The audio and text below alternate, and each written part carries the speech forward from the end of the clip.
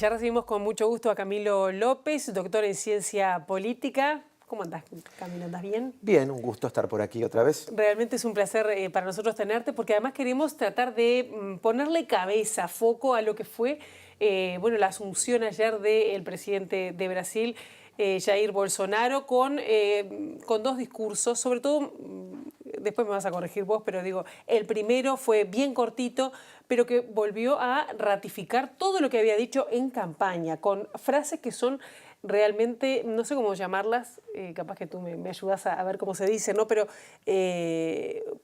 bueno, ese llamamiento a que no va a haber una bandera roja más en Brasil, de que todo lo que decía racista, bueno, me pareció que lo daba ahí. Pero ¿cómo viste la toma de mando, la escasa presencia de presidentes de otros países, que fueron 10, siendo además el gran país de América del Sur? Bueno, son como varias cosas, Sí, ¿no? sí. Empecemos a desmenuzar cosas. La primera que uno puede decir, en la toma de mando, uno lo que podemos haber visto, lo que vimos en realidad, es la ratificación de una línea discursiva, que no solamente es una línea discursiva porque ya el gobierno arrancó con algunas decisiones presidenciales que ratifican esa línea de acción, muy duras, como vos bien decías. Un primer discurso, que es el discurso en el Parlamento, lo que nos muestra es lo compleja que es la gobernabilidad en Brasil. O sea, muy fragmentada. Totalmente. Hay 81 senadores que representan a cada uno, tres de ellos por cada unidad federativa del Estado brasileño. Ahí conseguir mayorías para el presidente Bolsonaro es bastante complicado por la distribución partidaria y territorial del poder legislativo, y hay 513 diputados. Y parte del discurso fue: necesitamos un pacto, un acuerdo nacional donde el Ejecutivo, el Judicial, la sociedad civil participe y se haga responsable del impulso de una agenda de gobierno que es la que Bolsonaro quiere impulsar. Para Bolsonaro poder hacer transformaciones estructurales como las que pretende, necesita tener mayoría en el Congreso. Para tener mayoría en el Congreso, lo que necesita es el apoyo de estos diputados. Es probable que tenga con varias iniciativas esta mayoría. Si uno hace cuentas más o menos de esos 513 diputados, más de 270 están en torno a las preferencias del presidente. Pero claro, cuando uno empieza a desagregar por asuntos, no siempre están todos sumados en ese acuerdo. Con un perfil muy conservador, el presidente Bolsonaro se apoya en bancadas transversales más que partidarias, en bancadas que tienen agendas políticas por asuntos, ¿no? Una de ellas, tema religioso, por ejemplo. El tema religioso es fundamental. Bolsonaro hace una campaña apoyado en contra de los grandes medios de comunicación en el discurso, en contra de Globo. Hay que quebrarle las piernas a Globo en esta campaña, y hay una campaña fuerte por redes sociales, pero donde recibe el apoyo del segundo canal más importante del mundo de los medios en Brasil, que es Red Record, propiedad cuyo principal accionista es Edir Macedo, el obispo de la Iglesia Universal del Reino de Dios, ¿no?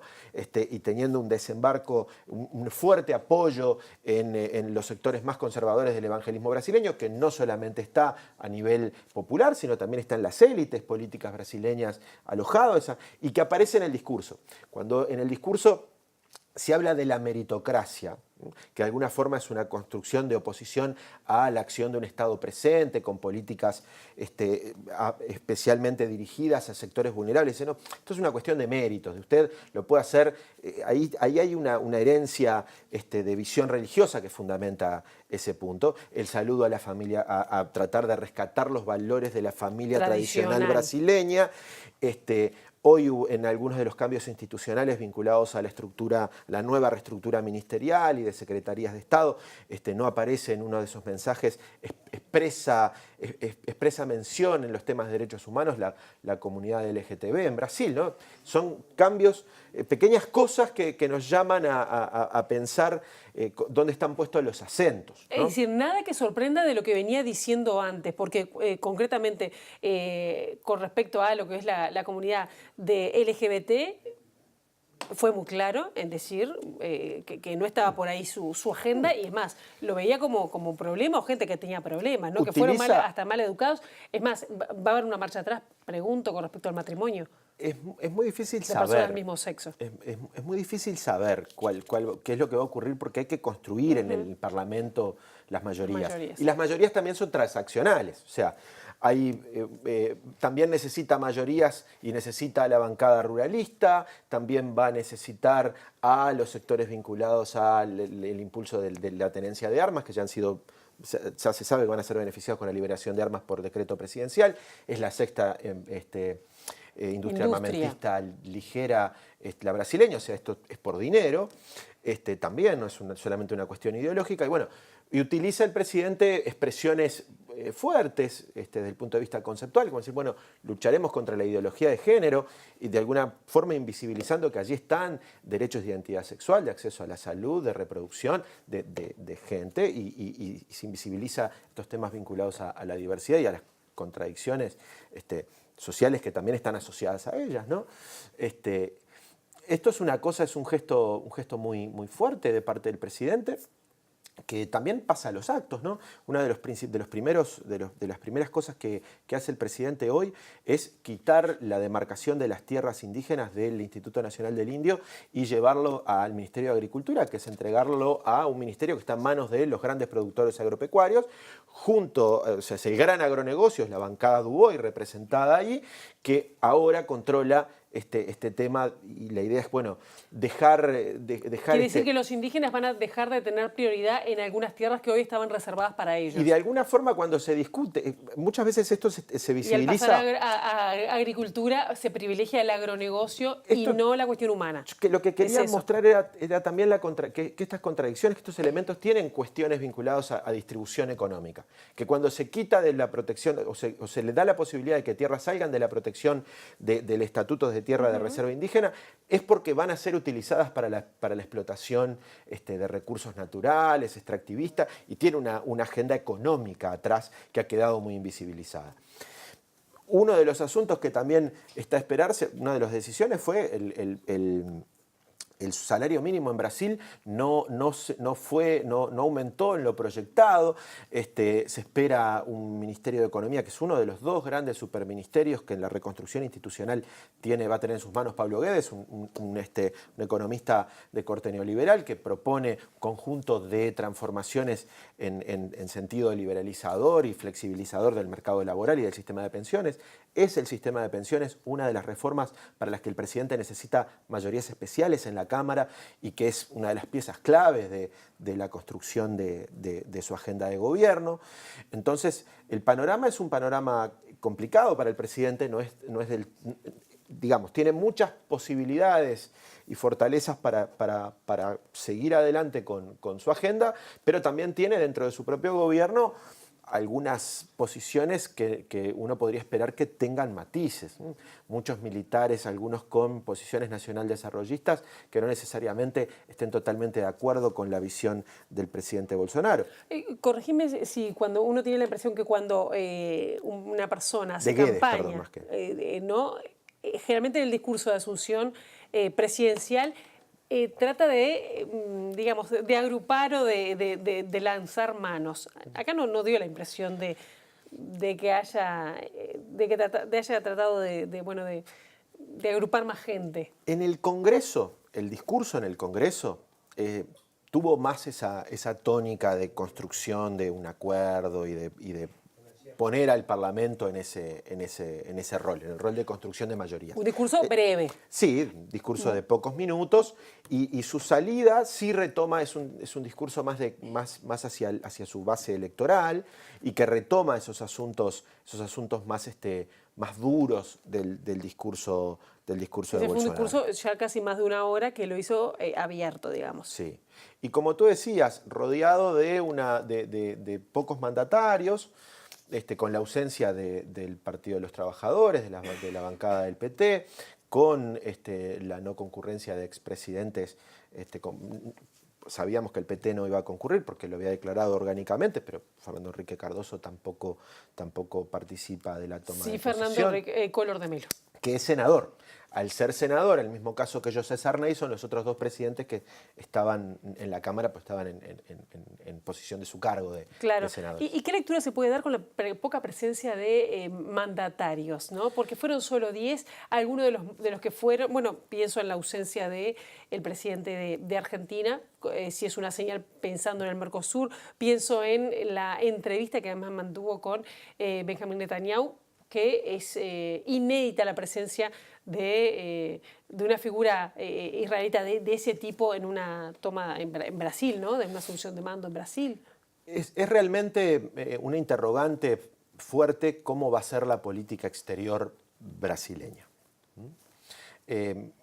Tan es así que hemos hecho un trabajo de investigación donde con Gerardo Caetano y Carlos Luján trabajamos consultándole a varios expertos brasileños y casi por mitades nos ofrecen imágenes diferentes, ¿no? de qué es lo que puede ocurrir. O sea, los especialistas muestran grados de incertidumbre como en dos modelos distintos. Una es esta orientación de política, como tú percibís, más alineada a Estados Unidos, pero no a cualquier Estados Unidos, sino al Estados Unidos de Trump, claro. A un Estados Unidos con un corte neopatriota, una visión más conservadora de la política internacional. Brasil inéditamente va hacia si uno mira lo que ha escrito y lo que se ha pronunciado el canciller actual, Ernesto Araújo, tiene una posición muy diferente a la que tradicionalmente uno encuentra en la política exterior brasileña. No es la visión con la mirada en el sur y los pies en la región de Celso Amorín y Lula, y tampoco es la visión internacionalista multilateral en el marco de regímenes internacionales que uno podía encontrar de tiempos de Fernando Henrique. Cuando uno lee a Araújo, cuando uno escucha a Araújo y analiza cómo se construye ese discurso, ahí uno tendría que tener una coda hacia el Olavo de Carvalho que averigüen un poco ese personaje, es uno de los ideólogos que está atrás de esa visión, uno encuentra en esta gente occidentalistas que creen en que hay que formar parte de una comunidad de espíritu y de valores del mundo occidental judeocristiano. Entonces, esa visión estadounidense israelí está en el corazón de su manera de comprender el sistema internacional, con una visión desconfiada, con un conjunto con todo lo multilateral, todo lo que implica que yo me incorporo a regímenes internacionales vinculados al sistema de Naciones Unidas, a la negociación internacional, temas comerciales. Para Araújo y esta parte del gobierno Bolsonaro es perder soberanía. ¿Decís que estamos reeditando el imperio, por decirlo de forma simplificada? ¿Se va a jugar solo, se va a cortar solo Brasil? Es difícil saberlo. Hay algunos cambios institucionales en Itamaraty. Por ejemplo, se abre que las jefaturas de la Cancillería puedan ser ocupadas por personas que no vienen de la estructura de Itamaraty. Ese podría ser un sistema de bloqueo que los viejos embajadores que tienen acumulación de experiencia y embajadores pudieran establecer ciertos pesos y contrapesos a esa gestión. Pero lo que pasa que lo que plantea el canciller Araújo y lo que está en el corazón de parte del gobierno de Bolsonaro no necesariamente es lo que pretende Paulo Guedes, su ministro de Facenda, su ministro de Economía. Entonces, ahí hay también algunas contradicciones que hay que resolver, que están presentes. Hay tensiones en el Congreso y hay tensiones latentes en el Congreso y tensiones en el gabinete. O sea, está Araújo, hay militares con una visión más estatista, hay un hombre ultraliberal como es Paulo Guedes, que a su vez es el titular de uno de los ministerios más relevantes, de los superministerios construidos institucionalmente en estos cambios. Él y Sergio Moro en Justicia son los dos ministros de mayor poder. Después podemos hacer una coda sobre qué pieza clave es Sergio Moro para sostener el gobierno también. En ese contexto, Brasil tiene que navegar y tiene el presidente que articular estos asuntos. No parece que el Mercosur sea una prioridad en este caso. A veces uno escucha análisis que, por ejemplo, dicen, para Uruguay un Brasil que se abre al libre comercio le genera oportunidades. Le genera oportunidades si Uruguay cree que la mejor vía es abrirse bilateralmente y salir de esquemas de integración regional como es el caso del Mercosur. A mí no me corresponde opinar si eso es bueno o es malo, eso lo dirimirán los políticos que son los que se ocupan de tomar esas decisiones. No vale la pena recetar cosas. Lo que sí es cierto es que esas decisiones tienen costos de distinto tipo y que no necesariamente un Brasil que mire, si suponemos que en vez del Brasil de los neopatriotas, de Araújo a la Trump, tenemos un Brasil aperturista a lo Paulo Guedes, no necesariamente eso va a repercutir en que para Uruguay sea un mundo de mayor flexibilidad, porque hay muchos de los sectores económicos que apoyan a Bolsonaro dentro del Parlamento, por ejemplo los lácteos, que no van a recibir medidas contrarias de su gobierno y que pueden generar conflictos en nuestra exportación general con Brasil. Claro, igual están preocupados, pienso en la reunión que mantuvo con el presidente de Portugal, hoy hablando del Mercosur, diciendo bueno, que querían y seguían interesados en Europa en hacer un acuerdo con el Mercosur. Eso veremos, pero desde Europa también hay, claro, y hay que ver cómo cierta atención o preocupación de lo que puede llegar a pasar, ¿no? Y cómo se construye esa agenda, cómo se elabora esa agenda de política exterior y cómo se va perfilando. Porque después hay una cosa que no se puede cambiar, que es la realidad. Claro. ¿No? Las constricciones de la realidad. Tú me preguntabas por la ausencia de Macri. Bueno, también a nivel regional la mirada de la política brasileña está apuntando hacia Chile y está mirando a Colombia y está dejando en un plano subsidiario el caso de Argentina. Los gestos, los abrazos, las fotos, las presencias y las ausencias dicen cosas de quien recibe y de quien va. Claro, y hablando de presencias, el presidente Vázquez fue acompañado de su canciller, de nuestro canciller, Rodolfo Nirnoa. ¿Cómo puede leerse esto? Tanto Bolivia como Uruguay tienen dos gobiernos que ideológicamente, por lo menos conceptualmente, deberían estar distantes o están distantes de lo que es el gobierno brasileño. Pero tanto para Bolivia como para Uruguay, la relación con Bolivia Brasil que estuvo presente. Es clave. La relación con Brasil es clave, como la es para Paraguay. Entonces, el Uruguay en la agenda brasileña es poco, o casi nada. Es un buen ejemplo de cómo tener buenas relaciones bilaterales en la región. Eso ha sido en los últimos años el lugar que ocupó Uruguay en la agenda brasileña. Para Uruguay, Brasil es clave. Entonces, eso es una necesidad imperiosa de atender. Sí, sacando a China por momentos, es uno de los principales compradores. Pienso en lácteos nada más. Pero además vinculados a cierto tipo de producción. Hay tipo de producción que se produce en Uruguay que por razones de costos, de flete, solamente se pueden vender en la región y solamente se pueden colocar en la región. El asunto es, frente a la situación que vive Brasil, también debemos mirarla, creo que con los uruguayos y las uruguayas, verlo, no solamente, nosotros no tenemos responsabilidades políticas, entonces podemos pensar, no tenemos responsabilidades políticas de toma de decisión, ¿sí? Como ciudadano, ¿no? Entonces hay que pensar también, creo que la situación de la región, más allá de la plata, más allá de la compra y venta de cosas, ¿no? Brasil tiene en este momento un gobierno con una agenda muy conservadora que vale la pena ver cómo va desarrollándose porque, bueno, afecta al clima político de la región. Pero volviendo a la presencia de Vázquez, ¿te parece que la ida del presidente y el canciller tienen que ver con las declaraciones previas que había hecho Nino Noboa? Realmente es muy difícil saber qué pasa dentro de la cabeza del presidente y la cabeza del canciller. Me parece que fue una delegación compuesta por las dos autoridades más relevantes en materia de política exterior. Podría haber ido el ministro de Economía también, si hubiera sido la decisión del gobierno. Y también creo que es un momento para que los dos cancilleres intercambien nuevamente un saludo, al menos, ¿no? Claro, hay que trabajar con Brasil. No hubo mucho más que eso, no hubo mucho más que un saludo, según lo que... Si uno ve los saludos protocolares, se nota con quién hubo fotos, con quién hubo abrazos, con quién hubo diálogos más allá, y eso muestra un estado de espíritu de cómo se va perfilando la política exterior brasileña, ¿no? Con respecto a la ideología de género, fue muy claro, ¿no? Es decir, por ahí no va a ir Bolsonaro. No, hizo además algunas locuciones vinculadas. ¿Qué impacto puede llegar a tener eso en la realidad de las leyes de Brasil hoy? La verdad no lo sé. No me puedo imaginar qué es lo que puede ocurrir. Lo que sí me parece que vale la pena tener presente es que hubo también una discusión sobre el tema de derechos humanos, también en los discursos, el derecho hay como una construcción dicotómica de la gente de bien, ¿no? y una especie se enturbia el agua cuando se discute sobre los derechos de aquellos que delinquen. De alguna forma el discurso es un discurso que se endurece, pero que recoge un estado de parte de la opinión pública, de parte de la ciudadanía brasileña. Brasil es un país muy desigual, es un país violentamente desigual. Es un país donde hay asimetrías y hay formas de entender la realidad que para nosotros son extrañas.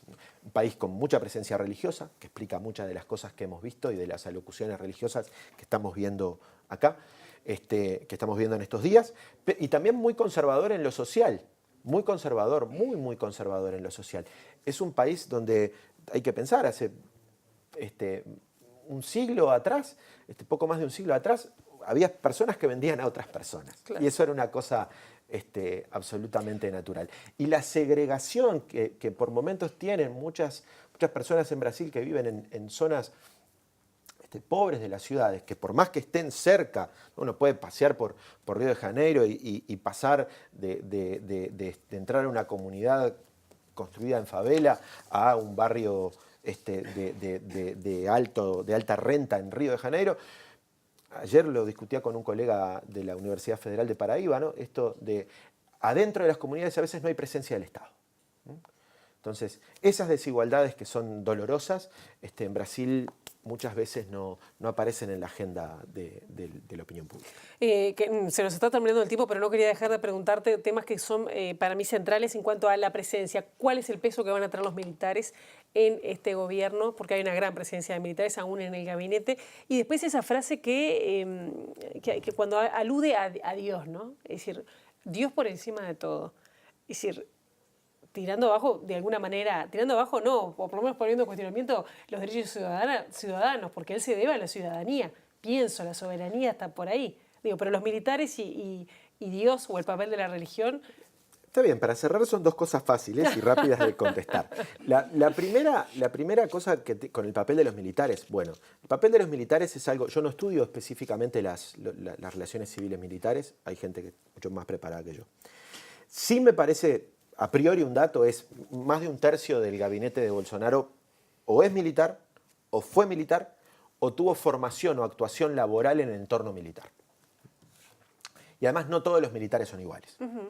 E incluso en la época durante el gobierno de Temer hubo ciertas rispideces entre la Marina, el Ejército, la aviación en Brasil, con visiones distintas sobre cómo avanzar. Yo creo que van a tener un rol muy importante y van a ser parte de las tensiones, ¿no? De las tradiciones que el ejército brasileño tiene y las Fuerzas Armadas, en términos generales las Fuerzas Armadas brasileñas tienen, en relación con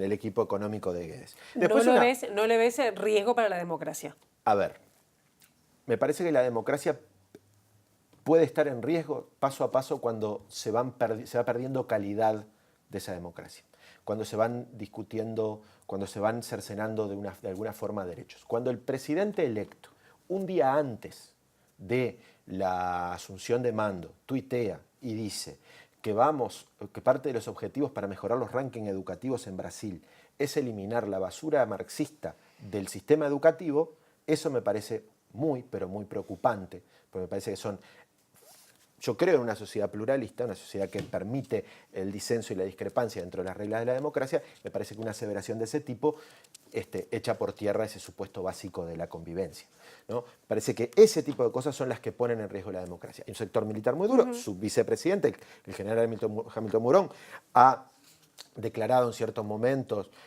ha tenido declaraciones poco simpáticas, por llamarle así de alguna manera, elegantemente, en relación a la democracia. Yo creo que la calidad democrática en Brasil puede perder grados y ojo, que ya las perdió. Sí. Brasil es el país donde más activistas de derechos humanos mueren en el mundo todos los años, ¿no? Y ese es un indicador de que su democracia no funciona bien. Bien, ¿y Dios? El pueblo brasileño en términos generales es un pueblo sumamente religioso. Hace algunos años una encuesta que había mandado a hacer el Partido de los Trabajadores mostraba que la mayoría de la gente que había transformado su vida a partir de una batería de políticas que había impulsado el Estado consideraba como primera causa su mejoría social a Dios. Es un pueblo profundamente religioso. Y esta visión religiosa de los brasileños hunden una tradición monárquica, hunden una tradición de conservadurismo, hunde una tradición, ciertas tradiciones de lo religioso, ¿no? El mundo religioso brasileño es un crisol. Aquí lo que aparece, si bien se habla del respeto a todas las religiones, es parte del discurso, aparece fuertemente esta matriz judeocristiana, que está asociada a ciertos valores, a esta idea de la familia tradicional brasileña, y creo que es un discurso muy caro a uno de los sectores mayoritarios de apoyo al presidente. En un país profundamente religioso, con religiones muy diversas, con visiones muy diferentes del mundo y con visiones muy diferentes de los derechos. Hay religiones basadas en el matriarcado de origen africano, con una aceptación de las diversidades mucho mayor de lo que podemos esperar. Pero Brasil es así de complejo, 210 millones de realidades, ¿no? Bien, esto es pensarlo sobre caliente, analizarlo sobre caliente. Te vamos a convocar nuevamente cuando tengamos un poco más de las medidas que va a seguir tomando Bolsonaro. Gracias, Camilo. Gracias a ustedes por la invitación. Nosotros hacemos una brevísima pausa y seguimos con el tercer bloque de Informe Capital. No se vayan.